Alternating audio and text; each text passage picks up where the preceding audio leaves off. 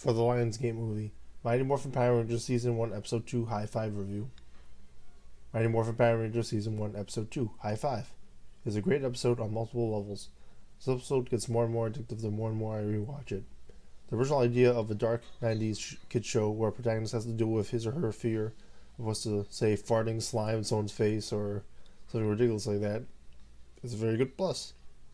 The setup with the rope in the beginning works very well. Kimberly yells, "Come on, Jason, you can do it, keep going." Jason climbs the rope, foreshadowing Trini's struggle going up the mountain later. They both ascend. There's different camera angles. In addition to Jason temporarily losing the grip,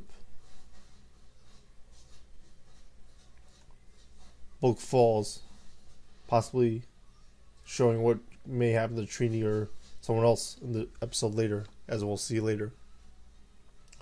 Also, the audience sees it from Jason's point of view instead of Trini's, making them start to fear heights as if they were doing it from Trini's point of view, rather than visually from where Trini was Trini's point of view physically when she was on the bottom of the rope.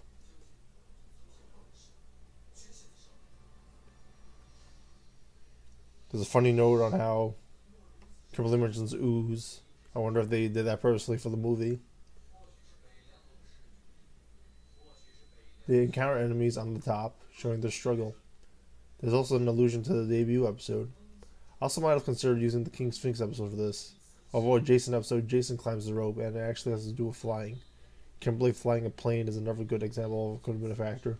Albeit in real times, it would have been really difficult for a person who has a fear of climbing mountains to fly a plane. Again, flying is relatively safe, especially on a small plane like that. The communicator is introduced, and the effects to make them look like they transform is very good and edited done, like in the Christopher Reeve Superman days. Alpha hijinks. The Rangers finally defeat Putty by themselves. They recycle a frame where Putty or Kimberly ducks. Also, being afraid of a mountain is sort of unreasonable when there's so much room on the mountain to prevent you from falling off in the first place. I know from going to Arizona, Grand Canyon, some of these mountains are very scary, but this one really isn't.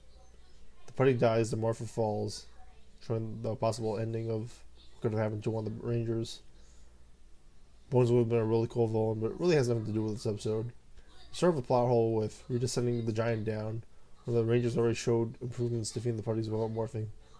Perhaps she could have said they were already tired, so she sent the giant down, and the giant only fought the T-Rex as a result of that. When he talks about the Power Rangers in this episode, the famous teleport and communicate.